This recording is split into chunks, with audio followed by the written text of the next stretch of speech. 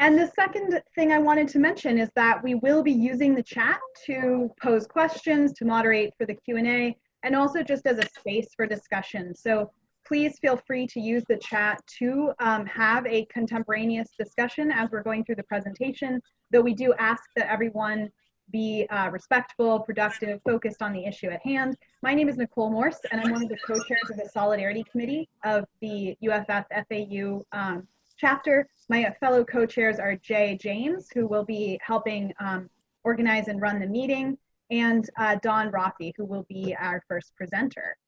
So the goals of our Zoom event today are to go over some of the background around the relationship between private prisons and higher education in general, and then to focus in on the way that FAU and the GEO group have historically been interconnected, then to look at why this relationship is detrimental both to FAU as an institution that wants to have and is dedicated to social justice and equality, but also why this is detrimental to our community and our broader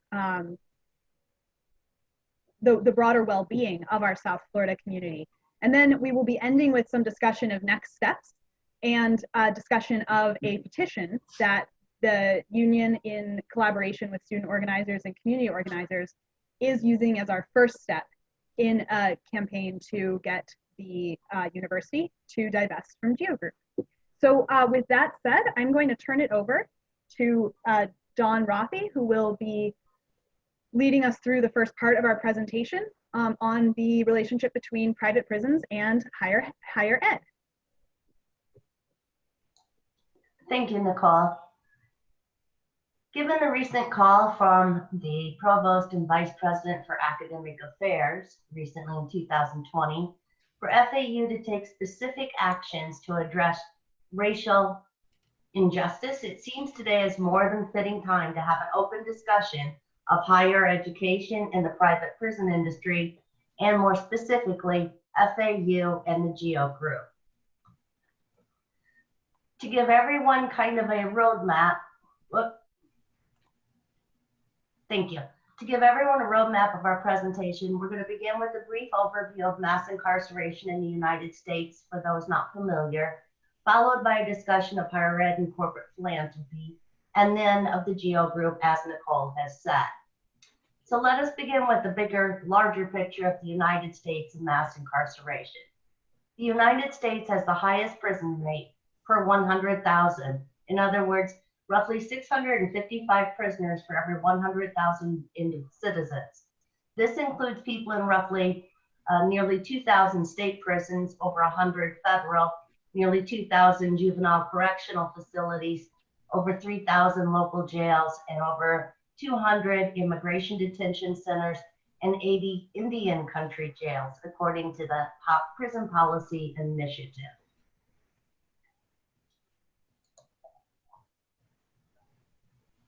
It is the leader globally, and mass incarceration disproportionately affects minorities.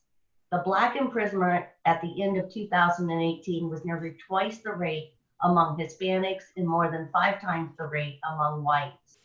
We also know that African Americans are more likely than whites to be arrested, and once arrested, they're more likely to be convicted, and once convicted, they are more likely to face stiffer sentences and penalties. Black men are 6 times as likely to be incarcerated as white men and Hispanic men than non-Hispanic white men. As racial injustice continue across the United States and the criminal justice system, we're also living in an area of extreme social injustice for immigrants, deemed illegal immigrants. Under the current administration, there's been a massive expansion in immigration enforcement policies, detentions, and separations.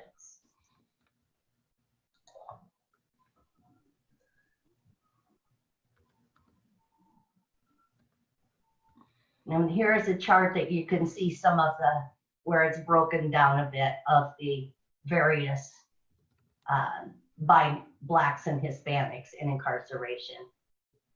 And the expenditures of states supporting this racially injustice system compared to investing in education is also noteworthy.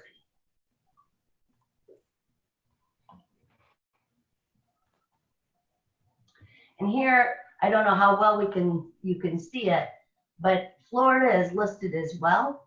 And you can see the amount, which is in the cost per student is the yellow, and the blue is cost per inmate.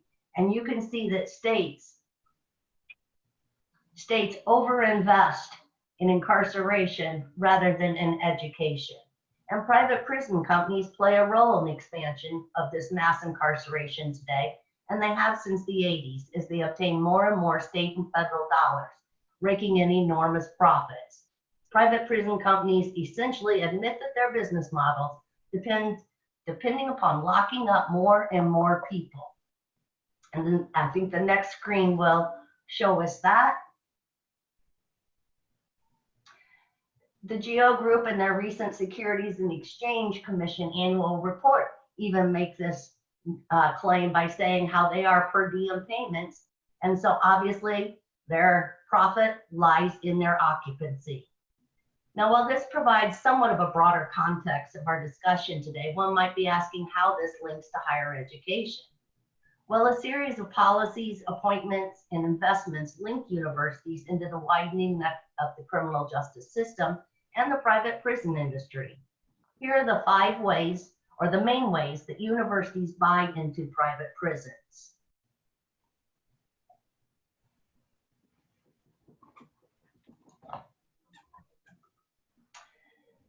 First one is invest. Well, I won't go through and read it. I'll just leave it up, or we'll just leave it up for you to look. Higher education and corporate philanthropy is one of these areas. In an endorsement for Joshua Hunt's Nike University, this quotation I think is perfect. It's never before have our public institutions for research and higher learning been so thoroughly and openly under the sway of private interests, and never before has the blueprint for funding America education been more fraught with ethical, legal, and academic dilemmas. Given that the Corrections Corporation of America and the GEO Group are the 2 largest private prison industries in the United States, their donations seem to be of particular relevance to exam. Such a critique is also standing in solidarity with students across the country in their call to divest from the private prison industry, with 4 universities now having divested, including Columbia, Georgetown, Stanford, University of California. More recently, there's a campaign to divest at Harvard.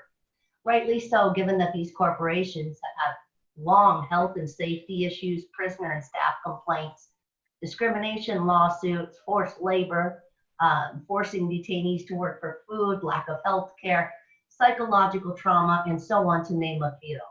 For those that are unfamiliar with the GEO Group, formerly Wackenhut, we'll provide a brief overview. The GEO Group currently boasts over 130 service locations operating in the US and several other countries, including the UK, Australia, and South Africa. This includes everything from jails, mental health and residential treatments, ICE processing centers, immigration detention centers, including those holding cells for children who've been separated from their parents. The GEO Group has become an all-encompassing industry with their continuum care approach, having control of detainees during incarceration upon their release with continued supervision during their reentry into communities, and expanding services by buying small companies with service contracts for everything from psychiatric care to electronic ankle monitoring. One need only do a quick Google search for GEO and litigation accusations. Consider also that in 2017 alone, the federal government data has shows that GEO Group received more taxpayer dollars for immigration detention than any other ICE contractor, in the tune of $184 million. With the COVID-19 virus, conditions at the facilities rise even more concerns. And this will be discussed by another presenter here today as well. Given this and the harms and violence associated with carcerality the GEO Group represents, their relationship and corporate benevolent donations with FAU should come under scrutiny. Keep in mind, for nearly 2 decades, FAU and the GEO Group have been in direct and indirect partnerships. George Zoley, the founder of the GEO Group and alumnus, has served on the university's board of trustees, held the chairman position. 3 other GO employees, Cohen, Pais, and Dolnix, have also served on the board, with 3 of them serving at the same time. Zoli has also served as the chair of the Presidential Search Committee. Charles Wheeler, as a GEO group director, also sat on FAU's foundation, as did Paez and George Zoli, all 3 having input into FAU fundraising and managing university assets. We also have an instructor and adjunct who is a director of research at GEO that teaches in the School of Criminology. The GEO group's philanthropy donations led to the 2013 Alcatraz, which will be coming up next. And the GEO group has also given to FAU over $800 and some thousand, not including donations from those that are also alumni. And this is through to 2019.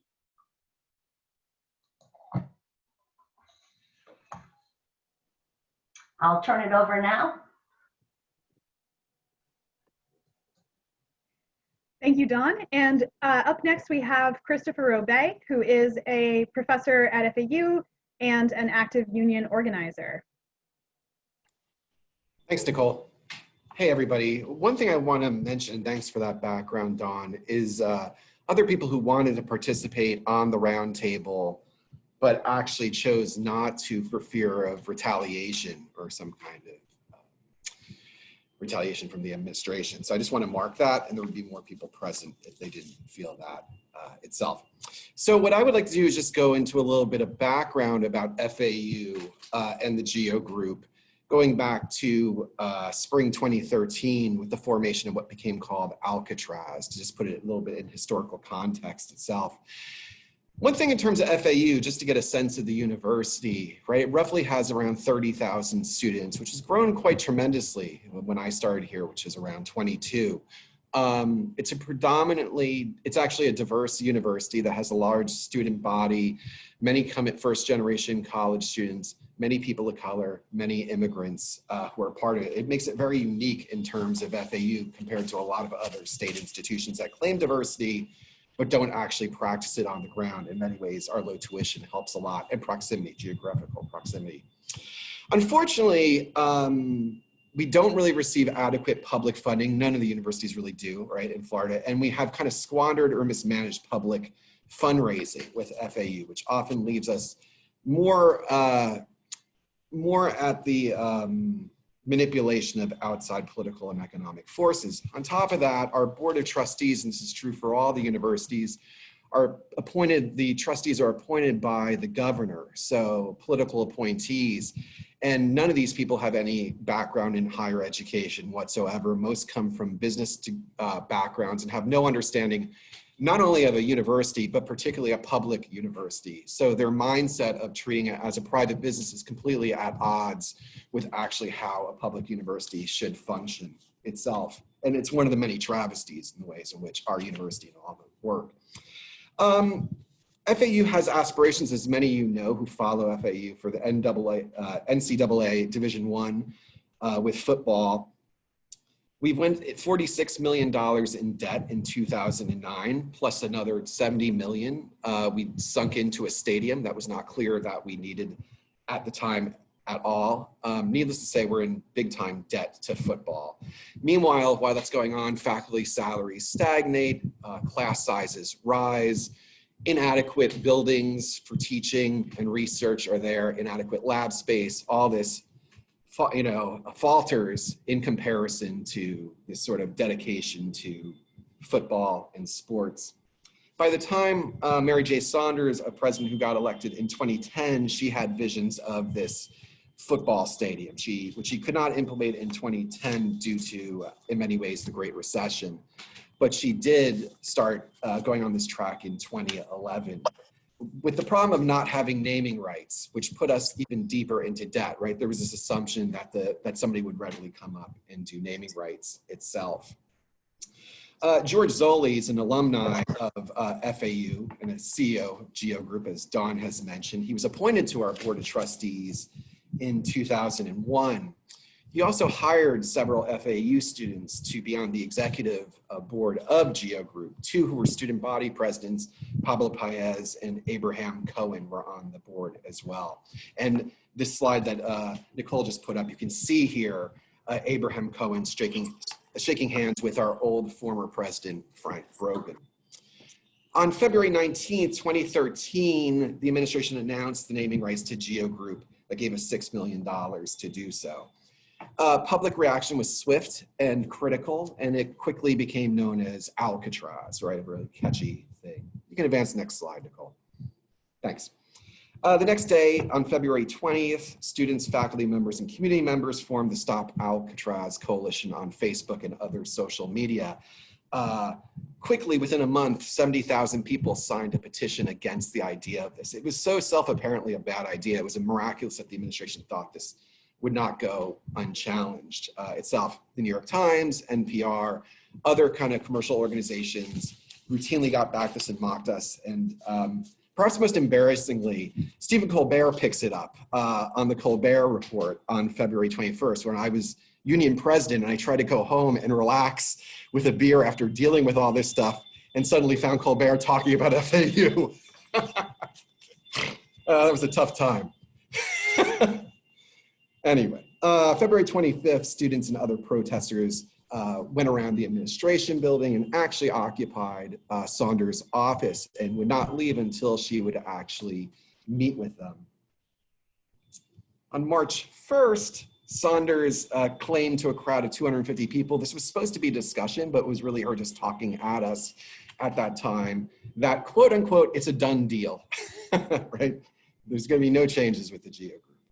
However, on March 22nd, the Faculty Senate did a 25-9 vote against the GEO Group, claiming what a bad idea this was. The same day, this almost sounds like fiction if it wasn't true, Saunders clips a student with her car up in Jupiter. Students are protesting her car up in the Jupiter campus. Saunders trying to flee, so she clips them with her side view mirror. This is clearly the end of Saunders right about at this moment. She could not do much more wrong than that. You can move. Oh yeah, you already advanced it. You're so ahead of it, Nicole. In March, some 60 state and national student civil rights organizations sent a letter to Saunders about the problems with GEO Group itself. And then finally on April 1st, it was not an April Fool's joke. Saunders admitted that the deal was dead, and we all rejoiced quite happily with that. Which goes to show, by the way, nothing's possible until it is. Right? I mean, my students and I were following this at the time when it was going on, and it seemed impossible in my radical media class. So I kept arguing, this is like one of the best examples they're ever going to have of radical media occurring on the campus itself. It was a really great moment to teach that class. So as you can imagine, there's many negative results that came from this. Applications declined. A right-wing website called FAU, the worst place school to attend in the United States. Massive news coverage, even that was sympathetic in many ways, chided FAU for such a kind of dumbfounded advance that they were doing. So what has FAU learned? A little, not much, right?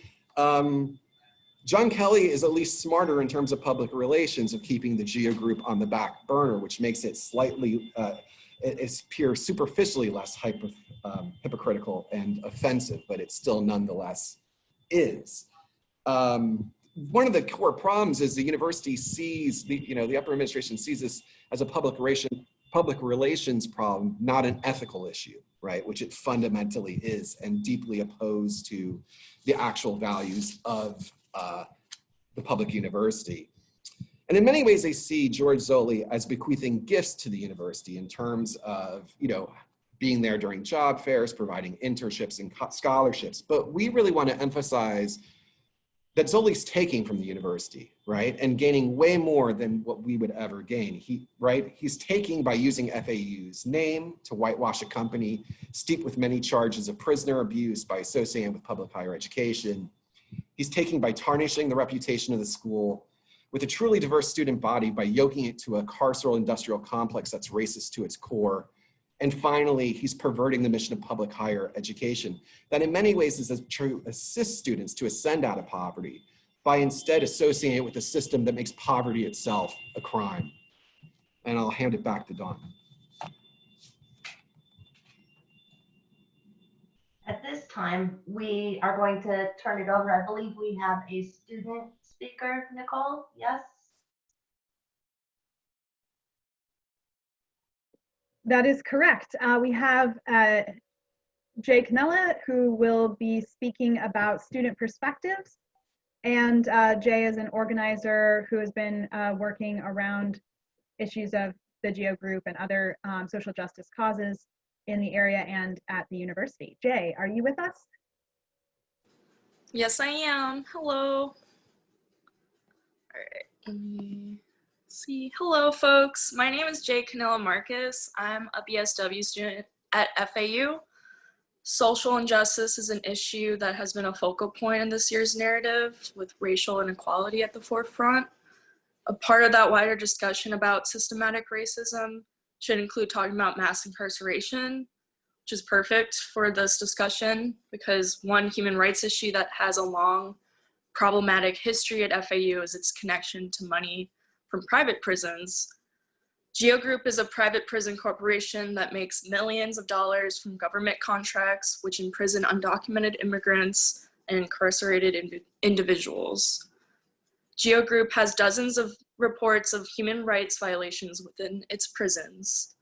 Some examples of human rights violations include forced labor, sexual abuse of its inmates, inhumane living conditions, and neglect, among many other types of violations. GEO Group has an HQ in Boca Raton, Florida. As was mentioned before, in the past, the company had attempted to bid for the naming of FAU Stadium, which garnered controversy and got dubbed Alcatraz by local activists in the area. Due to public pressure, FAU backed off the deal until now, where we're facing another subtle influence through GEO. This is the dilemma at FAU. In spring 2020, all BSW and MSW students were emailed about a scholarship funded by GEO Group Incorporated. The private prison corporation is funding scholarships to FAU's social work program and its criminal justice programs. This is disturbing and a direct challenge to FAU's social work program mission. This is the mission statement directly from the social work website. Oh, sorry, I have a...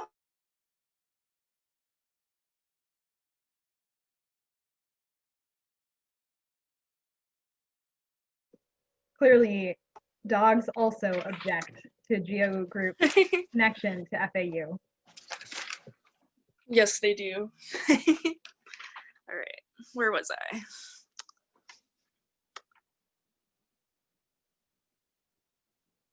So this is the mission statement directly from FAU's website, from the social work program. We're committed to maximizing human potential, alleviating human suffering, enhancing the vitality and caring capacity of communities, and promoting the ideals of a humane and just society.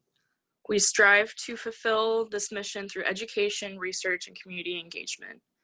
In addition to that, all social work students are taught to follow the NSAW Code of Ethics, which is the National Association of Social Workers. One of our values in the Code of Ethics is challenging social injustice. So my question is, shall the NSAW add no accepting blood money to the social work Code of Ethics to make it clearer to FAU? I don't think we have to come to that.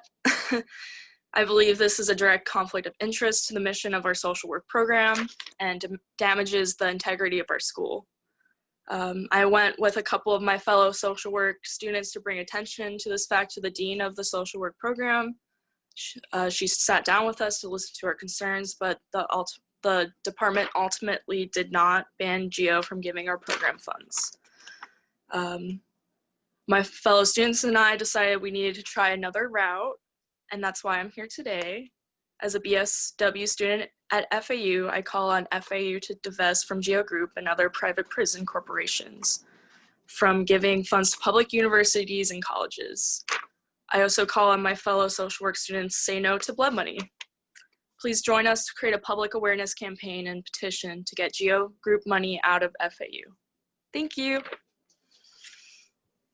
Thank you so much, Jay.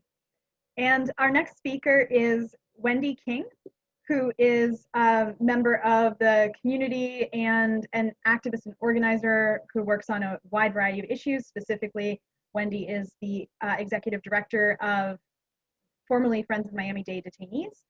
And Wendy will be speaking about what her organization has learned about GEO and the way GEO impacts our community locally and nationwide. Thank you, Wendy. Yeah, thank you so much for having me on. Yeah, my name is Wendy King. I'm with Immigrant Action Alliance. Wendy, we can't quite hear you. Is that better? That is, thank you. Oh, weird. Okay. Yeah, thank you for having me on. My name is Wendy King. I'm with Immigrant Action Alliance. And so we are a small nonprofit that works to support people that are in ICE detention in the state of Florida and working to end immigrant detention. I don't know if you have the slides. Yeah, there you go. If you can go to the next one. Thank you so much. So yeah, I wanted to just start off with a list of the GEO Group operated facilities here in the state of Florida. Before I researched this, I didn't realize even how massive it was myself. So GEO operates 6 facilities here in our state. BTC, which I believe is the closest to FAU, down in Broward County, South Bay Correctional and Moorhaven, up kind of near Lake Okeechobee, not too far from Palm Beach. And then up in the Panhandle, there's Bay Correctional Institute, Blackwater River, and then Graceville. And then, yeah, thank you. The capacity of each facility was really staggering to me when you add up the capacity for each individual.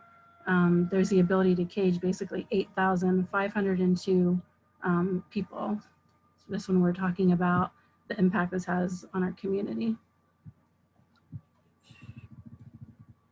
COVID-19 cases in GEO Group jails and prisons and detention centers are spiking. We knew this would happen because there is no way for people to practice social distancing at BTC or any of these facilities. So far, a total number of 1,785 people have tested positive for COVID at GEO facilities. And then as of today, at least 18 people that we know of in GEO Group facilities have died of COVID-19 in Florida, with 7 of those being in Blackwater up in the Panhandle. And these are just the ones that we know of that are publicly documented that, you know, GEO and other detention centers are admitting to. So we believe in reality that number is probably actually much higher. And then I just want to talk a little bit about the conditions at BTC, which is one of our nearest detention centers. BTC detains up to 700 men and women every single day. It is an immigrant detention center, and it's where a lot of undocumented women and folks will be sent if they are arrested in South Florida for any reason and turned over to ICE. And so in addition to being detained and separated from their families, which is something people in detention deal with every day, even pre-pandemic, people are reporting really inadequate, inedible food at BTC. The diet is really high starch, high carb, high sodium. So people that have, you know, diabetes or heart conditions often suffer because their conditions get worse. Or if they go in there with no medical conditions, a lot of times they will develop them. The response to COVID has also been really dangerous at that facility. They have 111 positive cases right now, and transfers are still happening in and out of that facility. You can go to the next slide, please. Yeah, so in one case, a young mom was detained at BTC. She suffers from asthma and needed emergency dental surgery. She was really vulnerable to infection. And despite this, GEO Group staff repeatedly were placing her in isolation rooms with people that had tested positive for COVID or who were experiencing symptoms. So fortunately, she's been released after a brief campaign that we launched for her. Also recently, a young woman who was arrested at a peaceful Black Lives Matter protest in Miami was transferred to BTC, where she's still being held. Another example of just the awful treatment we see at BTC. A man with severe diabetes and kidney function loss is being denied his insulin and his other medication that he needs. It was just GEO's discretion saying, basically deciding he didn't need his medication. So his condition is getting worse, and we're still fighting to hopefully get him released.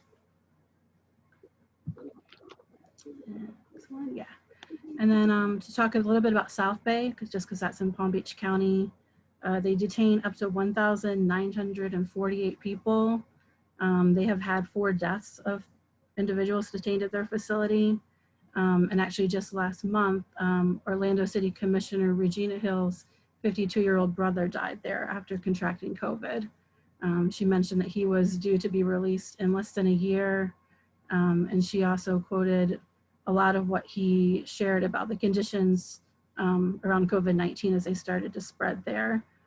She said he only got 1 mask.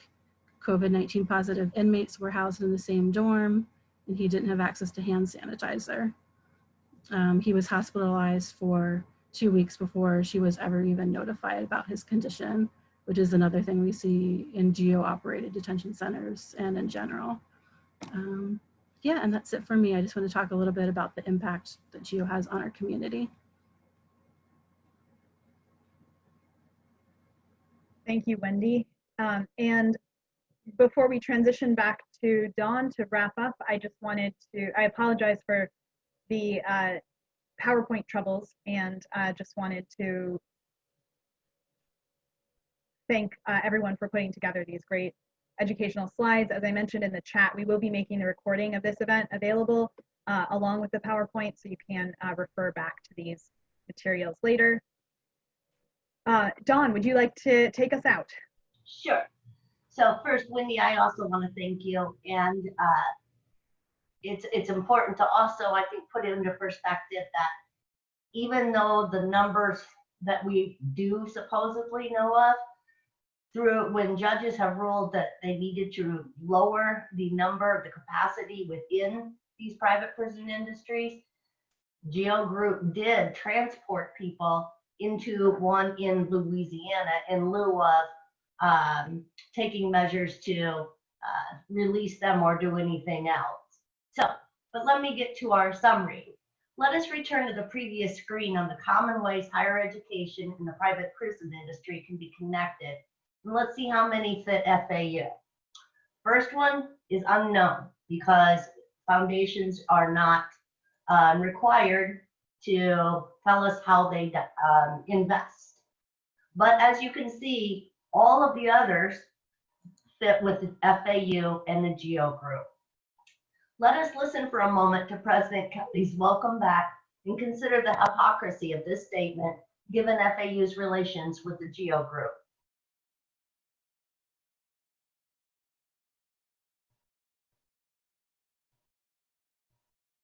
And I think Nicole is pulling it up for us.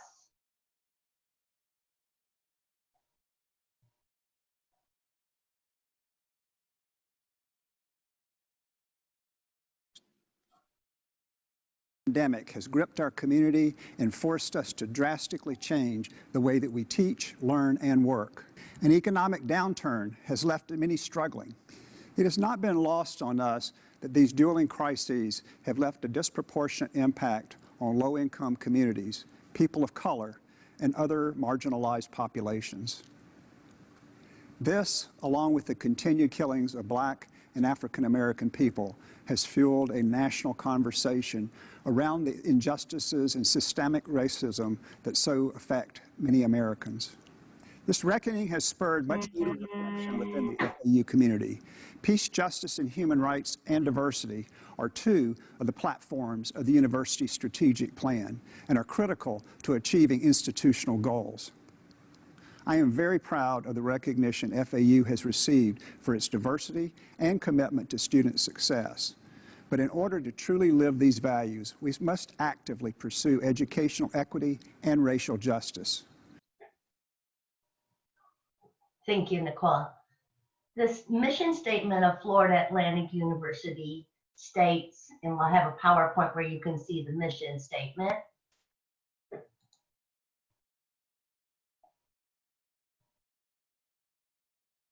And I'll let you just take a moment to read through that. But the values include encouraging mutual regard for the rights and liberties of all persons, respecting all persons, fostering social responsibility, and ethical standards in all areas of human activity. As I said, in a time where racial injustice is at the center of political discourse and protesting occurring across the United States and more broadly, the recent message from the provost calling for actionable items to address such injustices, the past and current relationship between the university and GEO is a contradiction, to say the least. Can we move to the next slide?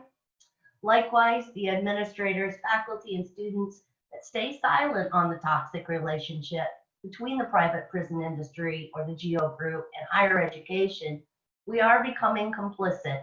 And as a university, we cannot be complicit in the face human rights violations in our own country. The time to actually act was yesterday. And now I will turn it to Nicole. Thank you, Dawn.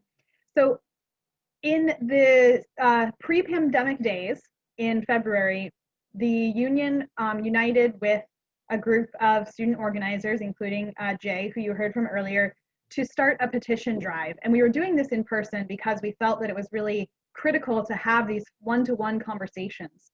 And indeed, we found as we spoke with people that a lot of people at FAU are not aware of the long history of FAU's collaboration with the GEO Group, nor are they aware of what the GEO Group actually does. So those face-to-face conversations were incredibly valuable as an organizing tool. They are, of course, no longer possible. So for the fall, we are shifting this petition online. You can find it at a very convenient tiny URL, tiny.cc/stopgeo. I'm going to post it in the chat as well right now.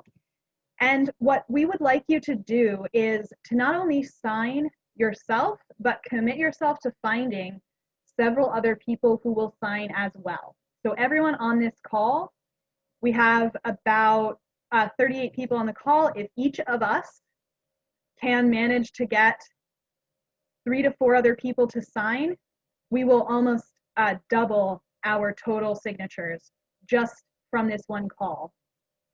So at this point, I'd like to ask everyone on the call to take a moment, think about friends, colleagues, allies, who you can ask to sign this petition, and commit yourself to a certain number. And I'm going to challenge you to have it be something between 3 to 5 at minimum signatures that you're going to get in the next 10 days.